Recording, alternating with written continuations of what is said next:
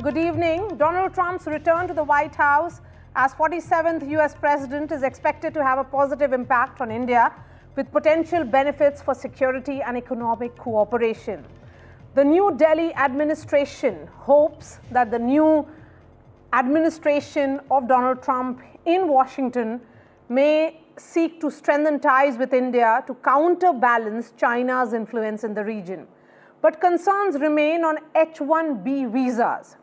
In his first term, remember, Trump administration imposed restrictions on H1B visas, citing concerns over abuse and economic strain. There could be some changes to the H1B visa program under Trump 2.0. Now looking at cryptocurrency, Donald Trump's stance on cryptocurrency, for example, has undergone a significant shift.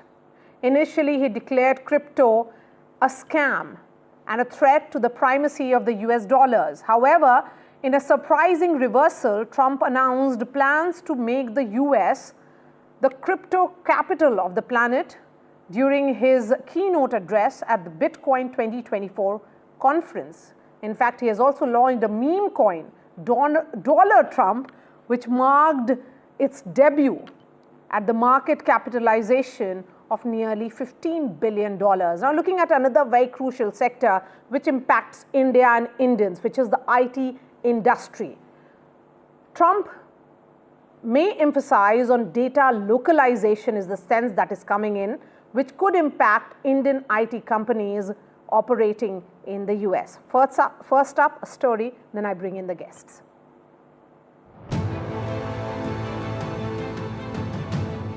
Donald Trump has never shied away from his disruptive approach. His sharp rhetoric and unconventional policies have often kept allies and adversaries guessing. From threatening to make Canada the 51st state of the United States to proposing tariffs on Denmark over Greenland, his tactics are anything but traditional. But what does this mean for India? India, under Prime Minister Narendra Modi, has cultivated a personal rapport with Trump. From Ahmedabad's Namaste Trump extravaganza to New York's Howdy Modi, these high-profile events showcased an unprecedented bonhomie. But is personal rapport enough to cement stronger bilateral ties?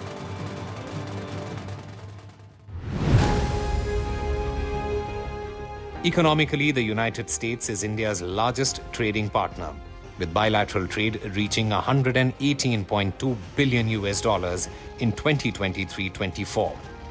But Trump's focus on America first could complicate matters. India faces concerns about high tariffs on exports, restrictions on H1B visas, and the possible deportation of undocumented Indians. Trump's unconventional approach, often seen as a mix of bravado and bargaining, may bring both challenges and opportunities. For India, with deals like the GE-HAL jet engine partnership and agreements under Biden's administration, the groundwork for deeper collaboration is set. Will Trump's push for US companies to manufacture in India further strengthen this bond? Strategically, India remains a key player in countering China's aggressive posture in the Indo-Pacific. Trump 2.0's policies towards China will determine the depth of Indo-US collaboration in platforms like the Quad. Within 24 hours of Donald Trump's second-term inauguration, the US will host Quad foreign ministers, India, Japan, and Australia on the sidelines of the ceremony. This reflects on the Quad's central role in Trump 2.0's foreign policy and its focus on countering China's Indo-Pacific aggression. Thank you very much. Mr. President, reaction. Trump's immigration policies remain a double-edged sword. While H1B visa restrictions may challenge Indian professionals, the influential 4 million-strong Indian-American communities continues to serve as a crucial bridge between the two nations.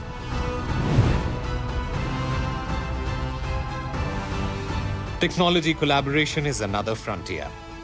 under Trump 2.0 initiatives like the ICAT agreement, focusing on critical and emerging technologies could redefine India-US tech collaboration.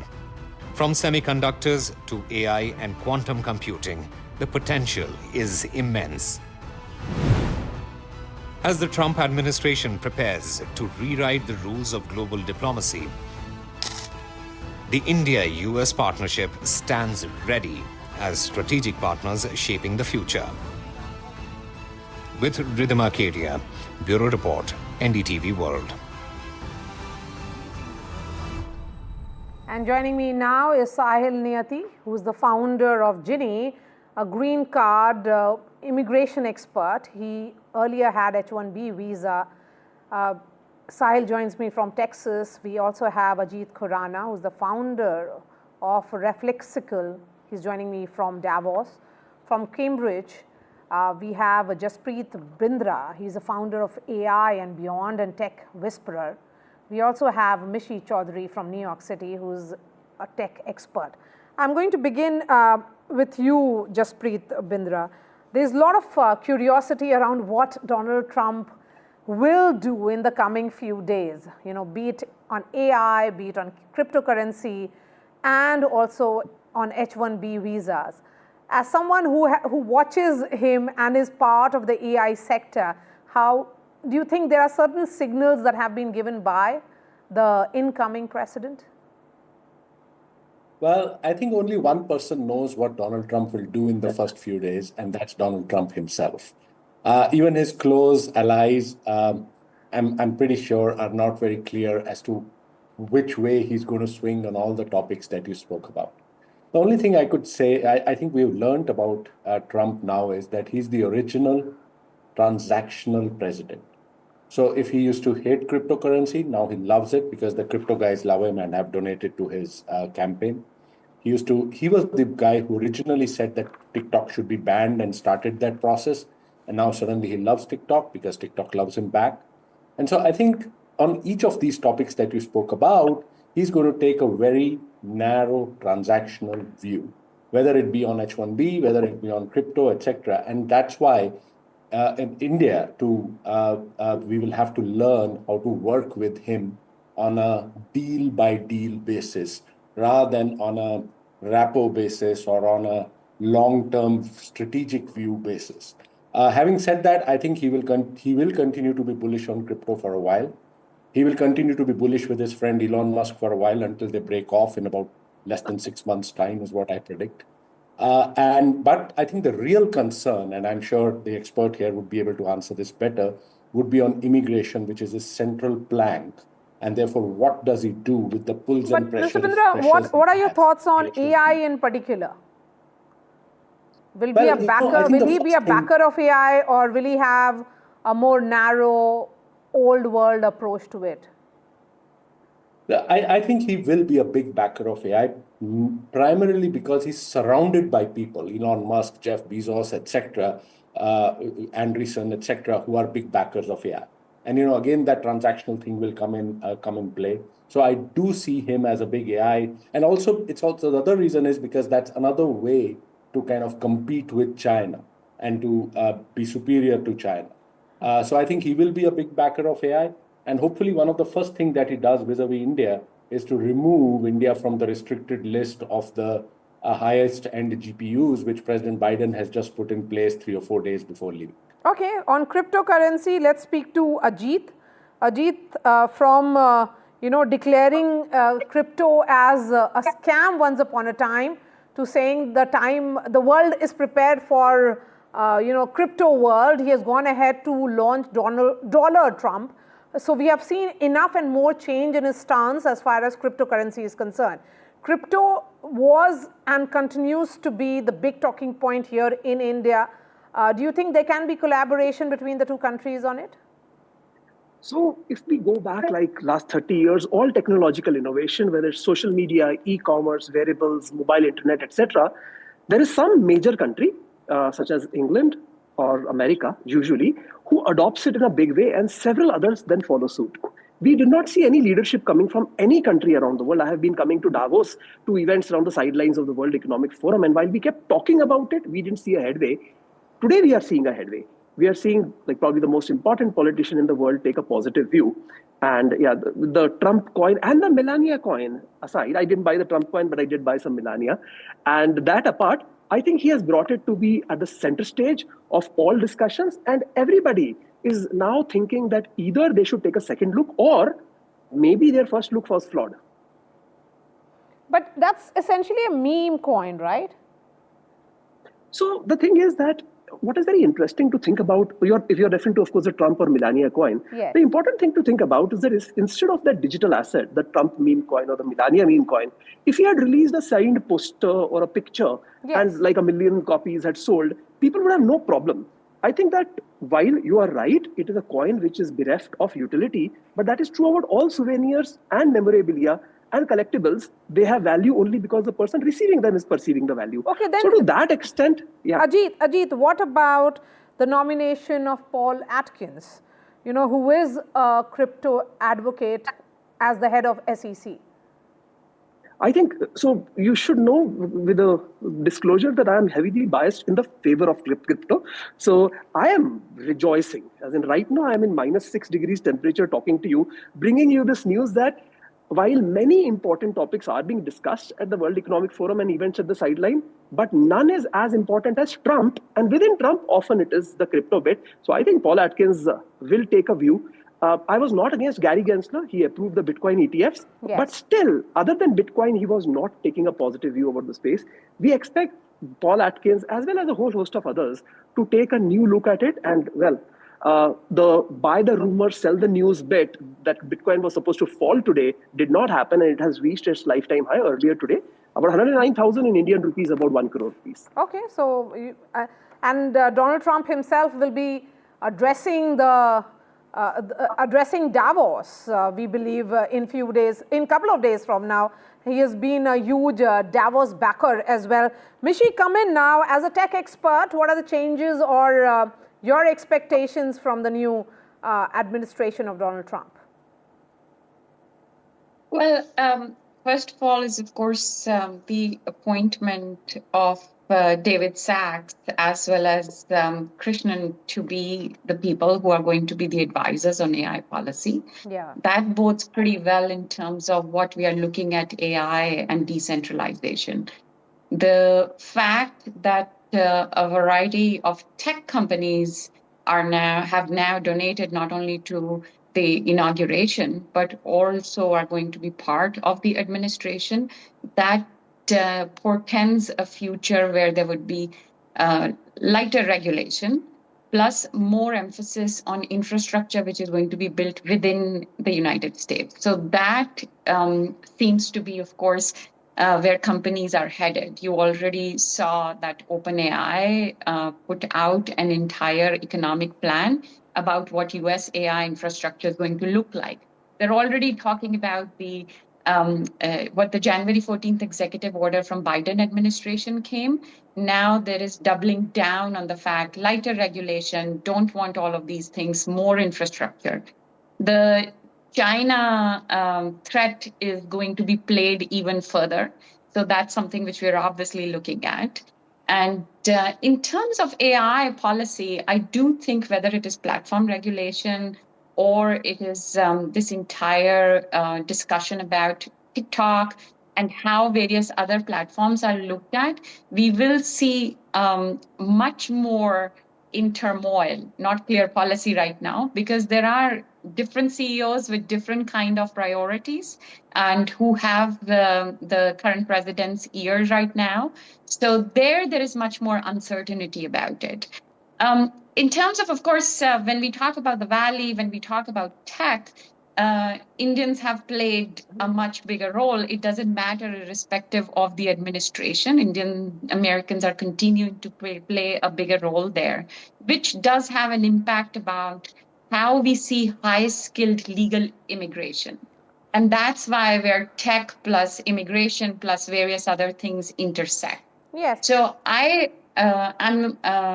seeing much more interest in all of those things, but US also is a nation which does not have an omnibus privacy legislation.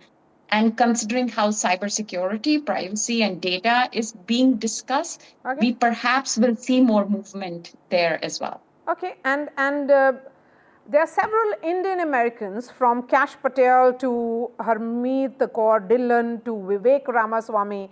All of them, the Indian diaspora has made, has been given a prominent role in the new administration. Of course, that is yet to take shape. But so, Sahil, do you think the stand that was taken by Elon Musk on H1B visa, and which in many ways we saw soon after Donald Trump come out in support of it, will be the reflection of the new administration? That talent is first and US is the land of big opportunities?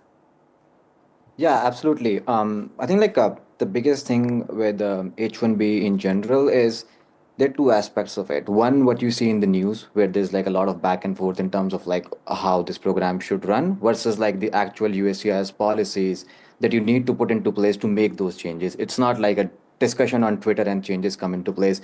If you look at the latest key action and reforms, which started on like January 17th, if I quickly talk about like the top 1, 2, and 3 ones, like one is specialty occupation definition. Now, what that basically says is there is going to be a stricter job requirements to ensure roles are specific and aligned with the applicant's degree. So, for example, let's say if there is a job which is labeled as a computer engineer, you cannot say that 4-year degree is enough. You need to specify that it must require a degree in computer science or a related field. Similarly, the second rule that came out was on cap gap for F1 students. So current cap gap allows students to work until September 30th of the fiscal year, and the H1B starts on October 1st. So the new rule extends to April 1st of the following fiscal year. So that is a great win for students. Now, number third, on the entrepreneur side, in the past, there has been a lot of requests for evidences, which are called like RFEs in technical terms by USCIS, around people who are trying to file their visas by starting their own companies. And the major argument has been is to like establish an employer-employee relationship. And now USC has clarified, like, if you can have more than 50% ownership in a company, you can sponsor your own H1B. You can spend over 50% of the time on specialized tasks while also doing other business-related tasks, which probably does not require an H1B. So if you look at all of these things, I think the purpose, the action, forget about the news, but the action which I've seen from the administration and the USCIS has been, I think the purpose is modernization, improving the efficiency of H1B visa process, increasing flexibility and benefits for applicants and sponsors, and strengthen the integrity of the program to minimize fraud. I think that's what has been like the generic goal and what I've seen in action from USCIS. Saying that, I feel like I have seen a shift towards talent-based visas a lot more. More and more immigrants are now exploring visas like O1A and EB1A, which are based on extraordinary ability. So a lot of the people are now trying to like go after those visas because they are just uncertain, and there's just a little bit of a fear with what this administration is going to do around immigration. So in general, there has been like a rising demand on those talent-based visas as well. Okay. And I want Ajit and Mishi to weigh in on my next question. We saw between when the partnership happened between Prime Minister Modi and Joe Biden, of course, there was major collaboration on critical and emerging markets, which are essentially technologies including semiconductor chips, quantum computing, and wireless telecommunication. Do you see continuation of this, Ajit? Yes. So here's the thing.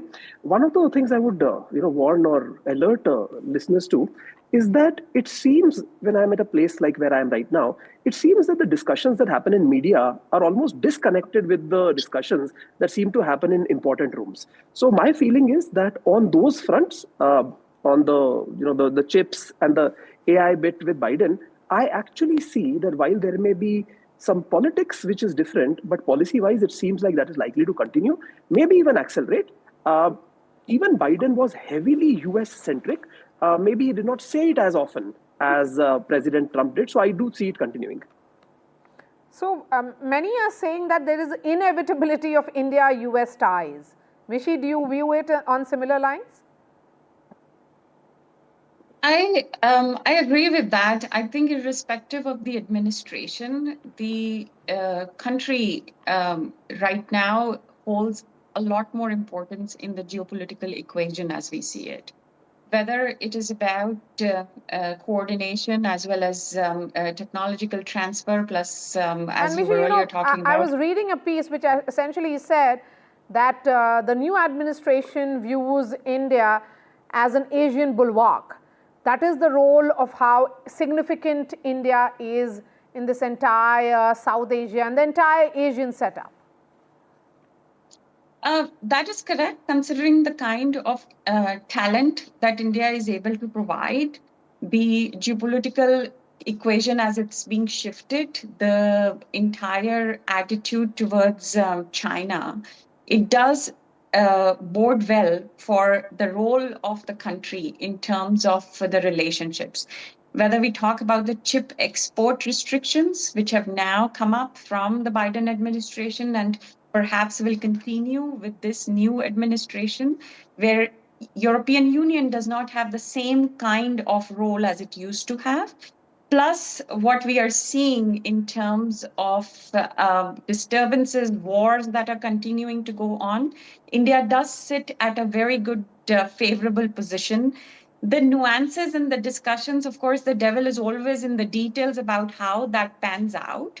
The issue with, of course, us as Indians delivering on those promises is going to be how we do on our R&D, on our manufacturing sector, and what we can deliver in order to ride the wave of the new technological developments, the new chips that are going to be coming up, the development in the AI ML world.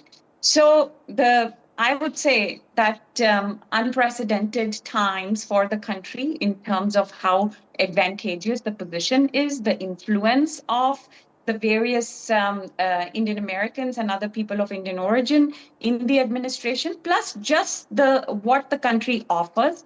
Now it is for us to ensure that the last 8 years, what they have offered us, how we continue to provide and ride the tide for that. Okay.